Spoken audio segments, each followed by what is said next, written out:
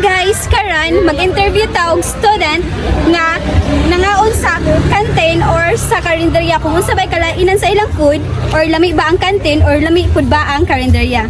Bye!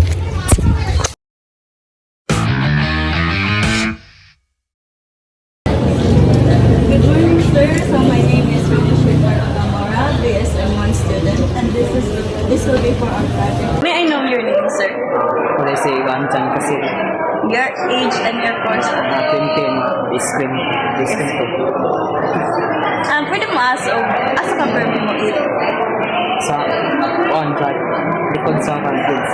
concentrate sa Lago. And what's your favorite meal nga sa Dapita?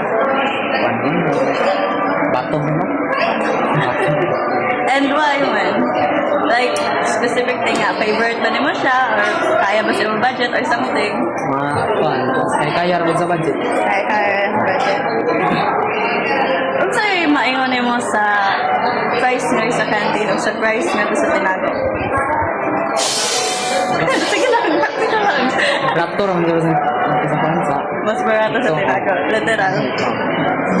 Kung sa'yo maingon mo sa taste nga sa food sa isa? Saan daw? Tarong First time pa lang niya guys. So, I'm Rosemary Holgado, BSM2. So, may I know your name, sir? Charlie Dumamag.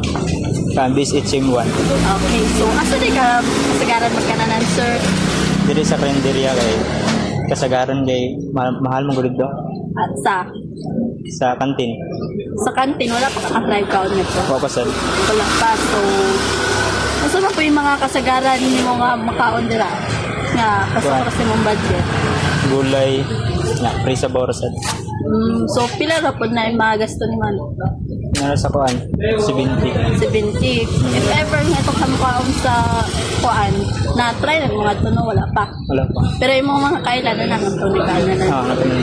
So, sa imong kuan, pila ilang nagagastungan ito? Kuan siguro mga 100. 100. So, pila yung sa impression ni mga ito sa canteen niya ka na mga food or mga meals na if ever makatry na ito ba? Sa bag, then, ang price, Medyo pricey. price siya. Tayo ganyan. Kay Private siya, then, anong day na ka itong counter niya, mas doon pumunta ka sa marik. makabanding sa dagat. Banding, sa banding. Di sila ginanit. So, sa'yo mo ma-compare sa kasi nga canteen o nga rin nga. Compare. Oo, kasi kalahian niya. Layo. Dito Then,